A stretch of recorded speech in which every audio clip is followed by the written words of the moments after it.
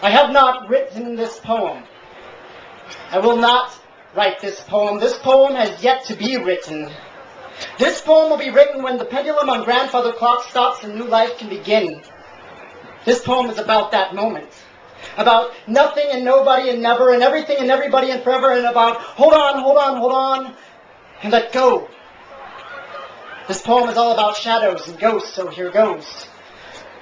This poem is with you in Rockland, where I saw the greatest minds of my generation expecting the death of a boy on a Japanese schooner. They will be holding an umbrella, saying, you do not do any more, black shoe, or I have lived like a patient etherized upon a table. Let us go by the road to the contagious hospital under the surge of the break. Blow, burn, burn, burn, like fabulous yellow Roman candles. I think of all the people lost inside of you. No one listens to poetry. This poem is called Oranges, and there's bunches of them. This poem will not be televised. This poem will not be televised. This poem will not be. Because this poem is every poem that has ever been written, every poem that has never been written. This poem is historiographic metafiction. This poem is the reason for contagious addictions to theoretical Sanskrit crazes scrawled out hastily upon crumbled up cocktail napkins, asking Nebraska midwives for answers to questions, and every question before and thereafter, and after gallon and gallon and gallon of brimstone and hellfire, and living and fighting the cup to keep it that way. This poem is about breathing.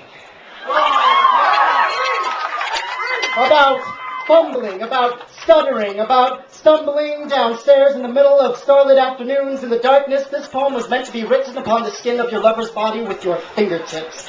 This poem was written with silence. Now I'll say that once again, and this time I'll really mean it.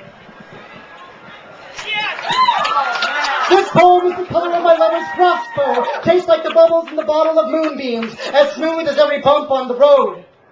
This poem wonders why some words are better than others, why some birds fly farther than others, how anybody could possibly fall through another pinhole cochlea holding hearts, the silence of 1,000 pirouetting, white-capping oceans in which 1,000 desperate bodies cling helplessly to the rafts shortly after the disaster. This poem is a disaster survivor.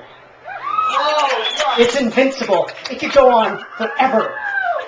This poem is walking around for days, naked, in the Paleolithic caves of Lascaux with a rock in one hand and a head full of thoughts and a body full of vibrations with the need to scream upon the walls the pictures of the first words, so that someday, someone, somewhere can know about your existence, and now somebody knows, since it's been the source of inspiration for years, numbering in the thousands. This poem is about every poem since then, and every poem after today and tomorrow and the next day and so forth, and this poem will be written, but this poem will not be written by me.